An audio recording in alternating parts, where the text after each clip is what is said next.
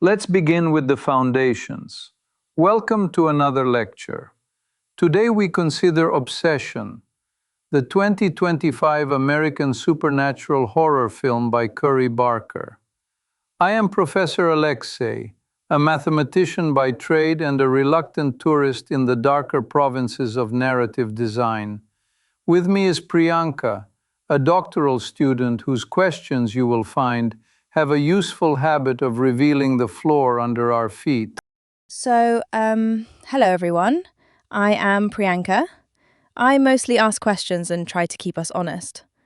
Today we are talking about a film with a wish that goes very wrong, which, in a way, is very right for a discussion on consent and choice.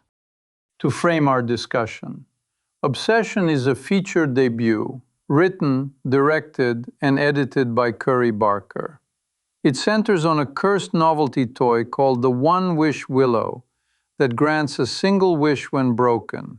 Our protagonist Bear uses it to make Nikki love him more than anyone else. What follows is a coercive bond that does not merely bend consent but erases it. The rules, relayed with bureaucratic coldness via a customer hotline, stipulate that only the death of either party ends the wish. In this context, we observe a textbook application of the monkey's paw trope, retooled to interrogate agency rather than to deliver only ironic mischief. Maybe the best place to begin is by asking a simple question. When we say the monkey's paw trope, we mean a wish that backfires in an unexpected and often tragic way. The film also literalizes codependency. Nikki becomes immobilized when Bear leaves, like the bond is a physical constraint. And there is a ratings note too. A head-smashing sequence was trimmed in post by 6 or 7 impacts to avoid an NC-17 rating. So the film balances brutality with reach. The cinematography is center-composed with extra headroom, which makes the characters look isolated and watched. Moving forward, why this matters now. The film is a parable about manufactured love. It treats manipulation not as romance, but as a species of violence against identity.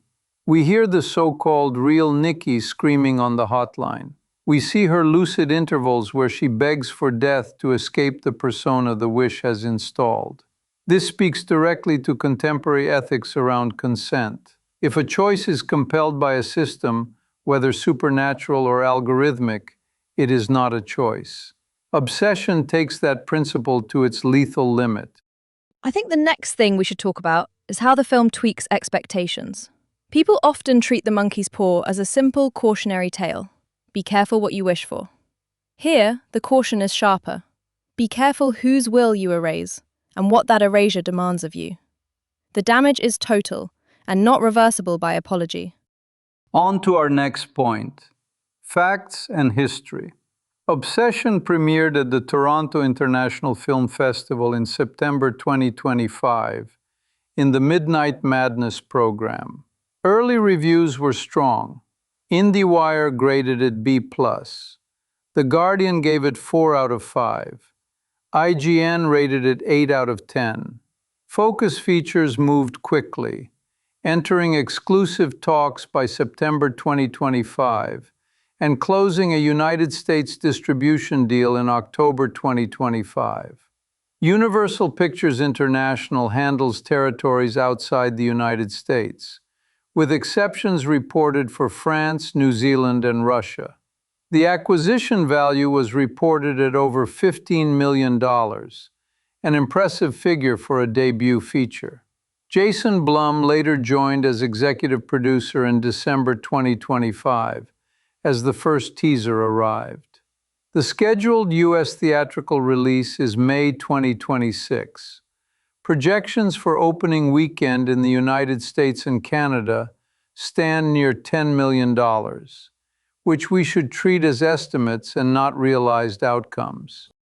Building on that, the route to this film runs through Barker's short The Chair from 2023, which he posted on YouTube. That short drew producer James Harris of T-Shop Productions, who asked about a feature. Barker instead pitched Obsession.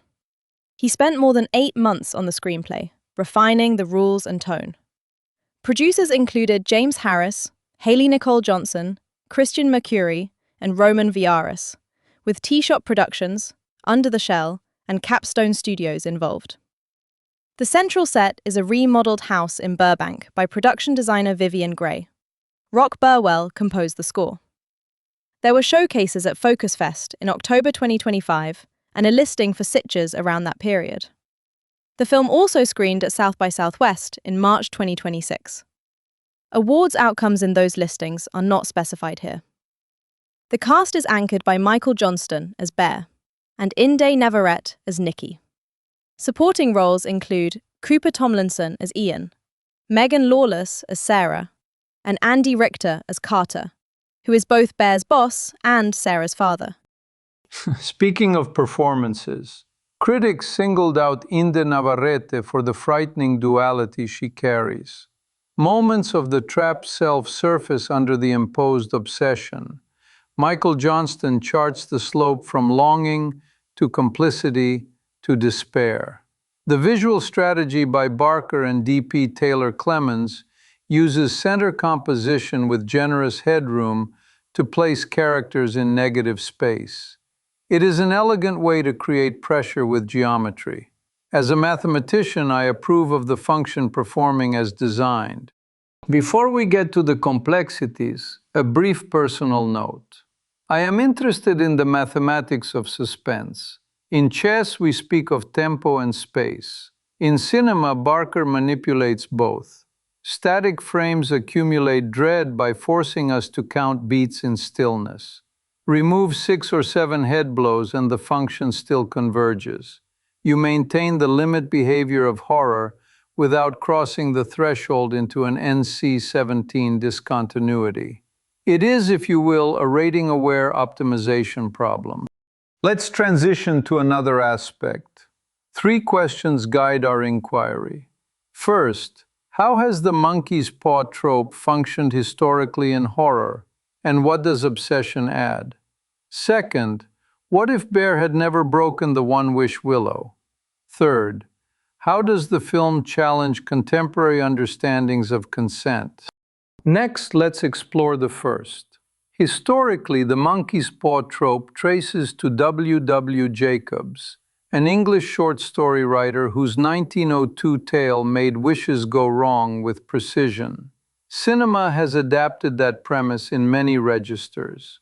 In recent discourse, critics connected obsession to a trend sometimes labeled the Kregorification of horror, where shock and dark humor interlock, as in Barbarian. What Barker does is rotate the trope toward ethics of consent. The hotline letting Bear hear the real Nikki screaming turns a narrative device into a moral dossier. The audience is told without ambiguity that the love is counterfeit and the harm is continuous. Barker has cited influence from The Simpsons' Monkey Paw segment too, which is a cultural waypoint for cursed wish logic. So the lineage is both literary and pop cultural. I'm curious about the cultural origins.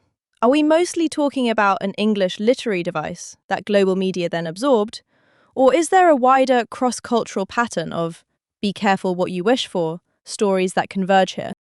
It is worth noting that the phrase monkey's paw is specifically tied to Jacobs and the English canon. However, tales warning against unexamined desire appear globally. What is notable in Obsession is the ethical respecification. Rather than ironic payback, the film foregrounds harm to a specific person through the erasure of her will. The cinematographic choice to center frame with negative space and the literal immobilization when Bear leaves translate the theme into spatial terms. It is not merely fate punishing greed. It is one human doing violence to another under cover of wishcraft. This logically leads us to the counterfactual. Question 2. What if Bear never used the one-wish willow? We have evidence that days before the wish, Nikki described Bear as a younger brother to Sarah. We also learn Nikki and Ian had a casual relationship for years. Under those inputs, a natural progression plausibly yields either a slow burn friendship or an awkward confession and a gentle rejection. In neither path do we get the coercive lock that drives the plot. Without the wish, the kitchen is never desecrated by the cat's sandwich. The duct-taped door remains an ordinary door. And crucially, Sarah does not die and Ian does not get shot. Bear never swallows oxycodone in despair. The tragedy set does not initialize. Can we maybe now look at other characters under that counterfactual? Carter as the boss, and Sarah's father, the money wish that makes cash rain indoors. Would any of that happen without the love wish detonating first?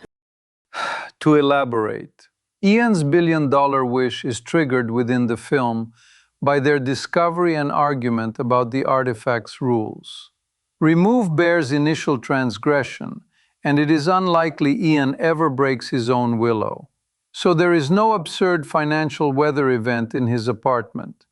Carter remains a boss and parent in a stable configuration, rather than a figure bound to the aftermath of his daughter's death.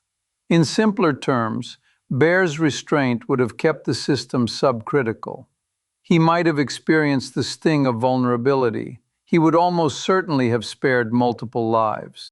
Let's shift focus to the third question: contemporary consent. Obsession challenges a common narrative instinct to forgive a protagonist who feels bad later. Bear's remorse is human. His refusal to end the harm when lucid Nikki pleads for death is also decisive.